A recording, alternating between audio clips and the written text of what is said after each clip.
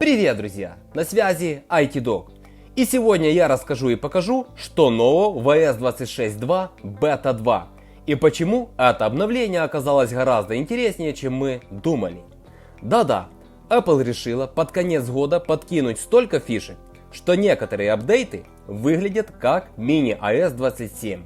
И кстати, в iOS 26.2 Beta 2 появился новый способ не пропустить важные уведомления, который может изменить то, как вы пользуетесь iPhone. Поэтому усаживаясь поудобнее, досмотрите это видео до конца, будет много полезного и интересного. Но прежде чем начать, буду благодарен, если поддержите меня лайком и нажмете на колокольчик под этим видео. Ну что ж, поехали! Итак, что нового в iOS 26.2 Beta 2? Liquid Glass добралась и до рулетки. Apple явно кайфует от своих жидких анимаций. Теперь уровень в приложении рулетка — это не просто два кружочка, а полноценные анимированные капли Liquid Glass. Выглядит так, будто внутри iPhone реально плескается жидкость. Осторожно, можете залипнуть. Игры теперь сортируются по размеру. Если вы зайдете в приложение игры, медиатека, теперь можно отсортировать проекты по размеру и быстро увидеть, кто там съел ваши гигабайты.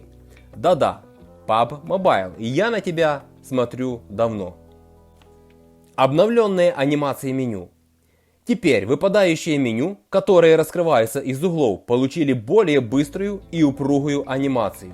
Она ближе к той, что Apple показывала на презентации WWDC. И это делает интерфейс заметно более живым. CarPlay теперь меньше отвлекает. Теперь вы можете отключить закрепленные сообщения в CarPlay. Меньше визуального мусора, меньше отвлекаешься и больше шансов не пропустить поворот. Для этого откройте настройки, перейдите в раздел CarPlay, выберите свой автомобиль и в разделе сообщения теперь можно выключить опцию «Закрепленные сообщения». А какое же самое полезное нововведение iOS 26.2 Beta 2? И вот главное. Если вы часто пропускаете уведомления, готовьтесь радоваться. Apple добавила новый способ оповещения – экранная вспышка. Раньше была только LED-вспышка возле камеры. Но признайтесь, иногда она превращала комнату в технофестиваль. Теперь экран может кратко и ярко вспыхнуть, когда приходит уведомление. Даже если у вас нет Always On Display, все равно заметите. Как включить экранную вспышку уведомлений в iOS 26.2 Beta 2? Открываем настройки, заходим в универсальный доступ и здесь переходим в аудиовизуализацию и открываем мигание при предупреждениях. Здесь выбираем LED вспышка, экранная вспышка или оба режима сразу, если ничего не хотите пропустить вообще никогда. Эта функция идеальна для тех, кто без Apple Watch и постоянно пропускает звонки или сообщения. А когда же выйдет iOS 26.2? Сейчас апдейтом пользуются разработчики. Публичная бета выйдет в ближайшие дни. Финальный релиз iOS 26.2 выйдет в декабре. И судя по тому, как быстро Apple добавляет новые фишки, до релиза мы еще увидим что-то новое и интересное.